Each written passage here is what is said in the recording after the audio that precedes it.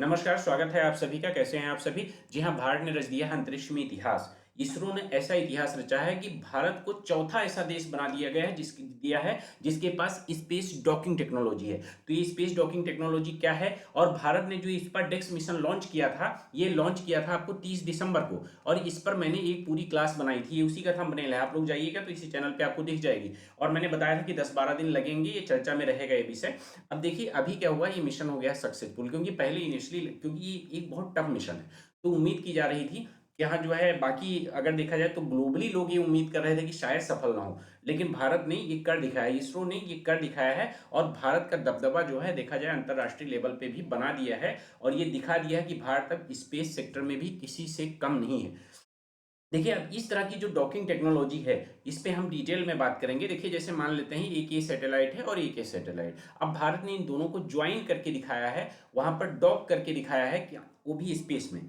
तो आप समझिएगा कि किस तरह से भारत स्पेस स्टेशन बनाने की तरफ अगला कदम बढ़ा चुका है, क्योंकि इसी टेक्नोलॉजी से स्पेस स्टेशन बनाए जाते हैं। और इसके लिए सबसे कमाल की बात क्या है, मैंने आपको बताया था कि भारत ने अपना जो एक्चुअल में डॉकिंग मैनुअल है, डॉकिंग स्टैंडर्ड है, वो भारतीय डॉकिंग स्टैंडर्ड बनाया। इंटरनेशनल डॉकिंग स्टैंडर्ड से अलग भारत ने अपना खुद का जो है डॉकिंग स्टैंडर्ड बनाया था। उसके हिसाब से जो है इसको इस मिशन को अंजाम दिया है। तो हम बहुत डिटेल में देखेंगे कि आखिरकार इंडिया की जो स्पेस डॉकिंग टेक्नोलॉजी है वो कैसे भारत के लिए एक नया माइलस्टोन साबित होने वाला वाला है। इस पे हम बहुत डिटेल में आपके सामने बात करेंगे, ठीक है। तो आइए हम देखते हैं कि भारत, देखिए इसी के साथ, इसी मिशन को सक्सेसफुली अंजाम देने के साथ किस तरह से भारत चौथा देश बन गया है जिसके पास ये स्पेस डॉकिंग टेक्नोलॉजी है। तो आइए हम देखते हैं। पहली चीज, देखिए हम इस पे किन किन चीजों पे बात करेंगे। एक तो ये हिस्टोरिक अचीवमेंट है जो 30 दिसंबर को लॉन्च किया गया था, ये मिशन स्पार्टेक्स। मैंने आपको बताया स्पार्टेक्स मिशन ये 30 दिसंबर को लॉन्च हुआ था। और ये जो सक्सेसफुली डॉकिंग है, ये जो है एक हिस्टोरिक अचीवमेंट है भारत के लिए, क्योंकि स्पेस एक्सप्लोरेशन जर्नी में ये भारत की बहुत दमदार साबित होने वाला है। अब इसमें जो देखा जाए तो एक इसरो का जो रोल है, मेन रोल इसरो का ही रहा है। तो इंडियन स्पेस रिसर्च ऑर्गेनाइजेशन यानी कि इसरो का ये ग्राउंड ब्रेकिंग मिशन था, जिसमें स्पेस टेक्नोलॉजी में इंडिया को और ज़्यादा पावर दे दिया है, ठीक है, और ज़्यादा पावर दे दिया है। अब इसी के साथ में global ranking in space docking अगर बात बताएं करें तो India become the fourth nation globally to master space docking technology, join ranks with USA, Russia and China. मतलब यूएसए, रसिया और चाइना के बाद India is the fourth country, ठीक। इसको ध्यान रखिएगा।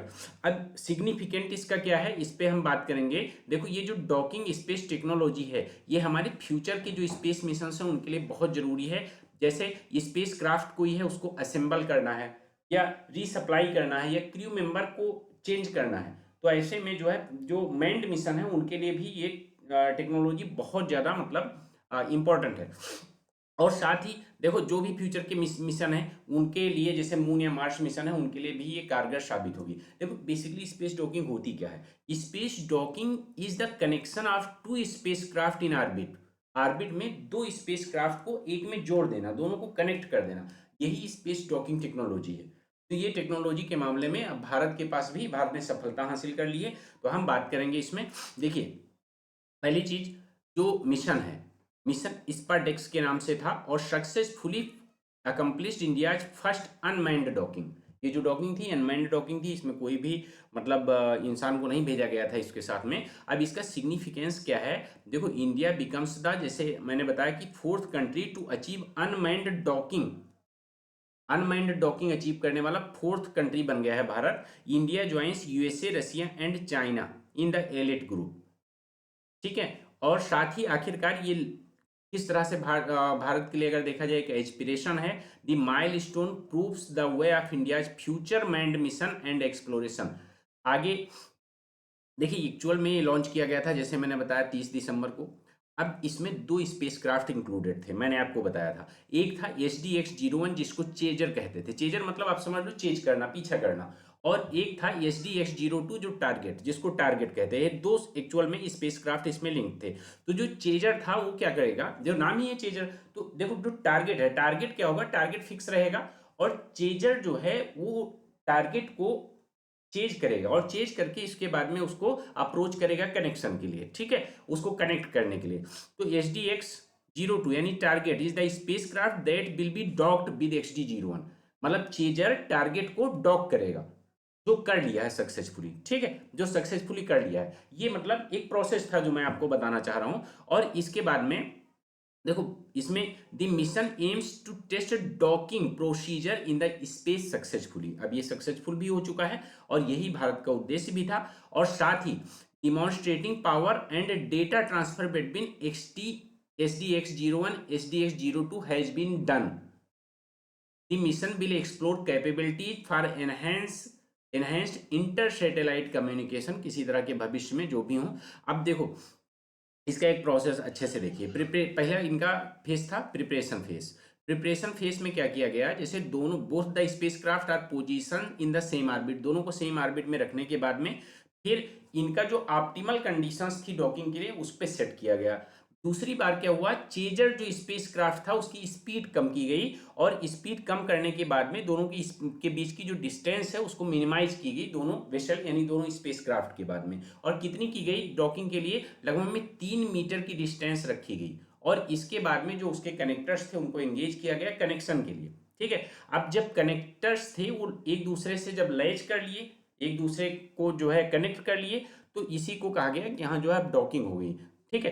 तो इसी के साथ में भारत ने उनका फाइनल एडजस्टमेंट किया और जो है वहां पे दोनों स्पेस क्राफ्ट को आपस में डॉक किया। और इसी के साथ इंडिया ने अपनी जो डॉकिंग टेक्नोलॉजी थी, स्पेस डॉकिंग टेक्नोलॉजी, उसको वो भी भारतीय डॉकिंग स्टैंडर्ड्स पर बेस्ड थी, उसको जो है सक्सेसफुली कंडक्ट कर दिया और भारत बन गया चौथा देश, ठीक है। एक्चुअल में जो ये डॉकिंग थी ये इनिशियली 7 जनवरी को होनी थी, ये प्लान था। 30 दिसंबर को लॉन्च किया गया था और 7 जनवरी को ये डॉकिंग होनी थी। लेकिन क्या हुआ, बहुत सारे टेक्निकल ग्लिचेस थे, उनको धीरे धीरे इसरो ने दूर किया और सक्सेसफुली रिजॉल्व किया उस वो जो भी ग्लिचेस थे। और इसके बाद में इस मिशन को अंजाम दिया, ठीक है, इसके बाद में इस मिशन को अंजाम दिया। तो अब देखो इससे क्या होगा मैं आपको बताता हूँ। जैसे पहली चीज देखो, एक इंडियन स्पेस स्टेशन बनाने के लिए एक आसान राह बन गई है, रास्ता खुल गया है कि अब भारत का भी अपना स्पेस स्टेशन हो सकता है। क्योंकि स्पेस स्टेशन बनाने के लिए कोई ऐसा नहीं कि इतना बड़ा स्पेस स्टेशन यहाँ से ले जाके ऊपर जो है पहुंचा दिया जाता है, नहीं, उसमें ऐसे ही डॉकिंग प्रोसीजर से ही छोटे छोटे जो है स्पेस क्राफ्ट जो है वहाँ पे डॉक किए जाते हैं और फिर वो पूरा प्लेटफॉर्म बन के तैयार होता है, स्पेस स्टेशन बन के तैयार होता है, ठीक है। तो और दूसरी चीज क्या होगा कि जैसे जो भी लार्जर स्पेस स्ट्रक्चर है, इंडियन स्पेस स्टेशन है, तो बनाए ही जा सकते हैं। और हमारे जो भविष्य के जैसे मून मिशन है, कोई और भी मिशन है, मार्स मिशन है, उनके लिए भी एक डॉकिंग कैपेबिलिटी आसान होगी। साथ ही क्रू ट्रांसफर, जो उसके क्रू होंगे उनको भी ट्रांसफर इस डॉकिंग के माध्यम से किया जा सकता है आसानी से, कनेक्ट करने के बाद में, ठीक है, डॉक करने के बाद में क्रू ट्रांसफर करने के बाद उसको अनडॉक करके और फिर वापस बुलाया जा सकता है। और साथ ही इससे जानते हो रीसप्लाई ऑपरेशंस कैसे किए जा सकते हैं, जैसे जो सैटेलाइट्स हैं जो कि उनको रिफ्यूल किया जा सकता है। और अगर सैटेलाइट्स रिफ्यूल कर दिए जाएंगे तो आप समझिए कि उन सैटेलाइट्स की लाइफ बढ़ जाएगी। जिस सैटेलाइट की उम्मीद की जा रही है कि वो 10 साल रहेगा, उसको रिफ्यूल करके हम 15 साल चला सकते हैं। तो ऐसे में जो अननेसेसरी सैटेलाइट का लॉन्च लॉन्च भी बचेगा और साथ में उसमें टेक्नोलॉजिकल इंप्रूवमेंट भी किए जा सकते हैं, इससे स्पेस डेब्रिस भी कम होगा। तो बहुत सारी चीजें हैं जो, और साथ में किसी भी तरह के आगे जो भविष्य के जो एक्सप्लोरेशन है उनमें मदद मिलेगी। तो भारत, आप सभी को भी बधाई हो, भारत बन गया है अब दुनिया का चौथा ऐसा देश जिसके पास स्पेस डॉकिंग टेक्नोलॉजी है, ठीक है। चाइना ने क्या किया था, चाइना को एक्चुअली सबसे पहले यूएसए ने 1966 में ये डॉकिंग मिशन सक्सेसफुल बनाया था, 1966 में the first docking with Gemini 8, ठीक है। और साथ में जो चाइना की बात करूं तो China joined this elite group its successful docking of यांगोंग 1 स्पेस स्टेशन इन 2011 में जो है चाइना ने किया। इसके बाद में रशिया ने भी इसको सक्सेसफुली जो है कंडक्ट किया। अब क्या है, अब भारत इसको कंडक्ट करने वाला, सक्सेसफुली कंडक्ट करने वाला चौथा देश बन गया है, ठीक है, फोर्थ नेशन। तो इसको ध्यान रखिएगा। और बाकी जैसे भारत के बाकी मिशन है, जैसे मतलब गगनयान भी भारत का प्लान है, उसमें भी इस डॉकिंग मैनुअल का जो है मैनुअल की हेल्प ली जा सकती है, क्योंकि ये अब सक्सेसफुल हो गया है और भारत के पास ये टेक्नोलॉजी है। और भी किसी तरह के जो है जो ह्यूमन स्पेस फ्लाइट है उनमें भी इसमें हेल्प मिलने वाली है।